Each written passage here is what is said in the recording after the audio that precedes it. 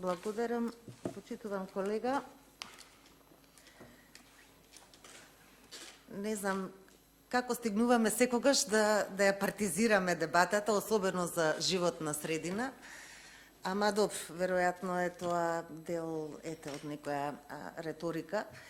Да, јас не сум задоволна како тече имплементацијата на, особено сега се задржувам на темата за третман на отпадот, но за волја на вистината, значи не е дека претходно овие теми не биле отварани и дека немало намера да се воведе систем за управување со отпад, значи уште од пред 10 години.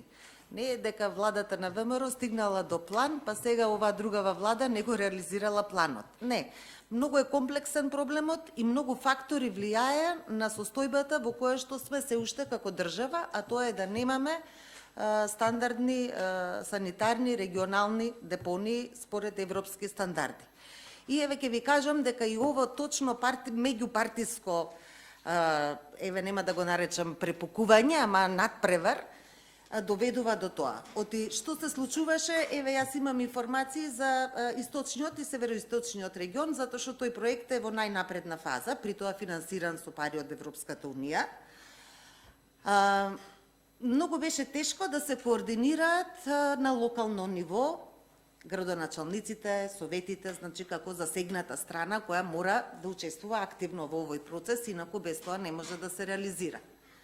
И сега, кога е едната партија на власт, тогаш е против отварање на депонија, кога е другата пак е обратно. И постојано ги доведуваме граѓаните во заблуда и тоа е она што мене ми пречи, бидејќи јас многу често добивам информации од граѓаните кои што се исплашени дека во нивното место на живење, во околината, ќе се прави санитарна депонија. Јас ги разбирам, затоа што тие зборот депонија ги асоцира токму на овие диви депонии за кои зборуваме и кои горат и чадат и не загадуваат и ни го уништуваат здравјето, но не им се даваат соодветни точни информации на граѓаните да знаат дека овие стандардни депонии како центри за управување и преработка на отпад се нешто сосема друго и дека само на тој начин ќе се спасиме од дивите депонии и дополнително ќе имаме и приход, бидејќи отпадот нема да завршува на депонија и да не загадува,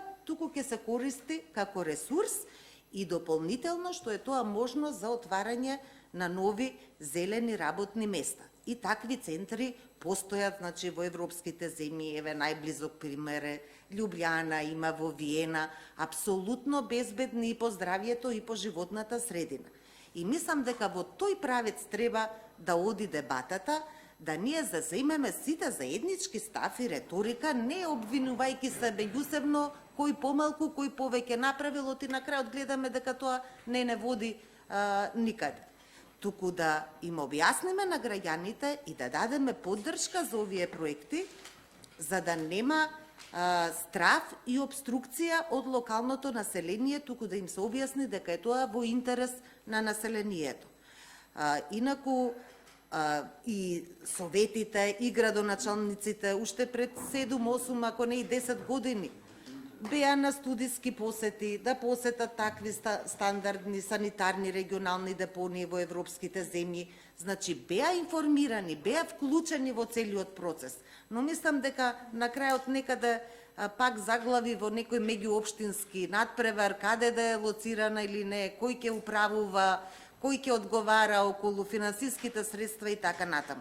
Мислам дека она што е многу важно е еден заеднички став по тоа прашање и да навистина сите се вклучиме во процесот и да овозможиме тоа да почне да функционира. Јас еве и на почетокот зборував. Мислам дека е многу важно барем оваа која е во најнапредна фаза што побрзо да почне да функционира, тогаш и другите граѓани ќе видат дека навистина зборуваме за нешто што е според сите современи стандарди за заштита на животна средина и на здравјето на граѓаните. Во тој контекст го гледам и ова ново законско решение. Мислам дека и една од причините за измена на досегашниот закон за управување со отпад е точно тоа, согледувајќи ги слабостите, што е навистина на наша голема штета, да кажем, на сите, дека немаме добра комуникација ниту меѓу самите општински власти и меѓу општините и централната власт. И тоа е факт дека се случува и тоа е забелешка и во извештајот на Европската Унија, дека координацијата не функционира добро. И јас и во таа насока, еве ја поздравувам и активноста на заменичката министерка, за да самото министерство оствари средби, едукација со локалните власти, за да можат сите да бидат вклучени во процесот и само така може да се реализира. Инаку се додека има недоверба и нејасноти, и да нема заедничка поддршка, вакви проекти не може да се реализираат, оти едноставно не може ниту само централната власт да ги наметне, ниту пак треба, ниту пак самите општини да ги реализираат. Значи, тоа е начинот и навистина жалам што еве имаме и на располагање грант од Европската Унија. Ова мислам дека во Свети Николската околу 30 на милиони евра чини, не ме фаќајте точно за збор, но тоа се навистина големи средства и ние се уште не можеме да ги искористиме, да ги реализираме средствата за нешто што е за наше општо заедничко добро. Благодарам.